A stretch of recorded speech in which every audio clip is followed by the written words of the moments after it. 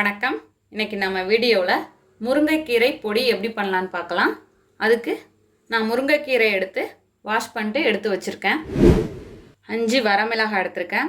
1/2 teaspoon மிளகு, 1 table spoon கடலைப்பருப்பு, 1 table spoon துவரம்பருப்பு, 1/2 டேபிள் ஸ்பூன் உளுத்தம்பருப்பு, 1/2 டீஸ்பூன் சீரகம், சின்ன துண்டு புளி, சின்ன துண்டு பெருங்காயம் எடுத்திருக்கேன்.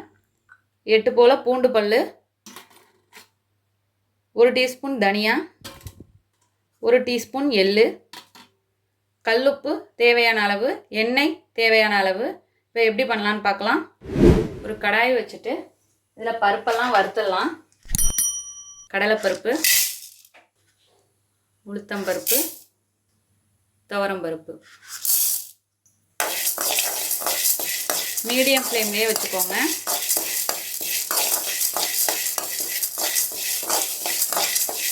பொன்னிறமாக ஆகிற வரைக்கும் நல்லா வறுத்துக்கலாம். இப்போ நல்லா நிறம் மாறி வருது. இப்போ இந்த ஸ்டேஜில் தனியா, எள்ளு, மிளகு, சீரகம் எல்லாத்தையும் சேர்த்து நல்லா வறுத்துக்கோங்க.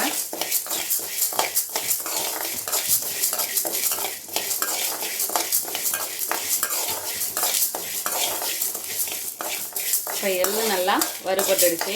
நல்லா பொரியிற மாதிரி வரணும்.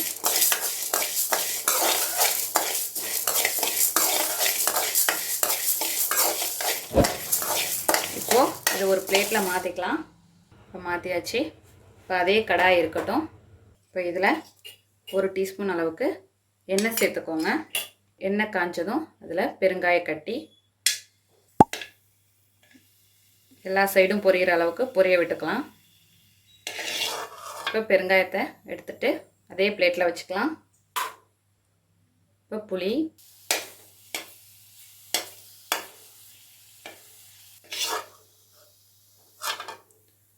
புளியையும் வறுத்து எடுத்தாச்சு. வரமிளகாய்,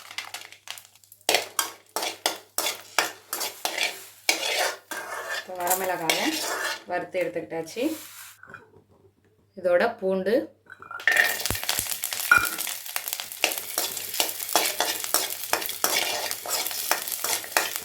நல்லா செவர வறுத்துக்கோங்க.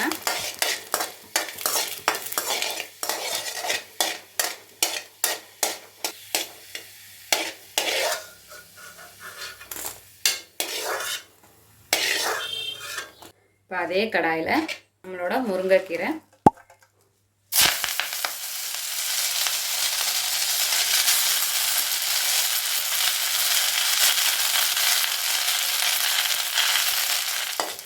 ஃப்ளேமை கம்மி பண்ணி வச்சுட்டு நல்லா சுருளை வறுத்துக்கோங்க.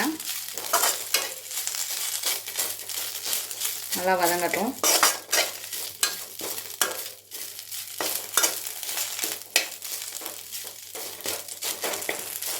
இப்போது எனக்கு ஒரு 2.5 நிமிஷம் போல் ஆயிருக்கு. இந்த முருங்கைக்கீரை போட்டதுலேருந்து நான் சொல்கிறேன். அந்தளவுக்கு ஃப்ளேமை கம்மியாகவே வச்சுட்டு நீங்கள் வறுத்துட்டே இருங்க. அந்த எண்ணெய் பசையே இருக்காது கரண்டிலாம். இந்த சவுண்ட்லேயே உங்களுக்கு தெரியும். ஈரப்பதம் எல்லாம் போய் நல்லா முருகலாக வறுத்து எடுத்துக்கலாம் கீரையை. இன்னும் கொஞ்சம் நேரம் வறுக்கட்டும். இப்போ நல்லா வறுபட்டுடுச்சு. கிட்டத்தட்ட ஒரு 3 நிமிஷம் ஆயிருக்கு. தண்ணியே இல்லாமல் நல்லா வறுபட்டுச்சு. இப்போ ஃப்ளேமை ஆஃப் பண்ணிடலாம். இப்போ நம்ம ஏற்கனவே வறுத்து வச்ச பருப்பு, மிளகாய் எல்லாமே ஆறி இருக்குது. இதை ஜாரில் சேர்த்து அரைச்சி எடுத்துகிட்டு வந்துடலாம். இப்போ ஜாரில் சேர்த்தாச்சு. இதில் தேவையான அளவு கல்லுப்பு சேர்த்துக்கலாம். சேர்த்துட்டு இப்போ இதை அரைச்சி எடுத்துகிட்டு வந்துடுவோம். இப்போ அரைச்சி எடுத்துகிட்டு வந்தாச்சு. இப்போ இதில் கீரையை சேர்த்துக்கலாம். இப்போ அரைச்சி எடுத்துகிட்டு வந்துடலாம். அவ்வளோதான், அரைச்சி எடுத்துகிட்டு வந்தாச்சு. நம்மளோட அருமையான அற்புதமான முருங்கைக்கீரை பொடி தயாராகிடுச்சு. இதே போல் நீங்களும் உங்கள் வீட்டில் செஞ்சு பார்த்துட்டு எப்படி வந்துச்சுன்னு கமெண்ட்டில் சொல்லுங்கள். தேங்க்யூ.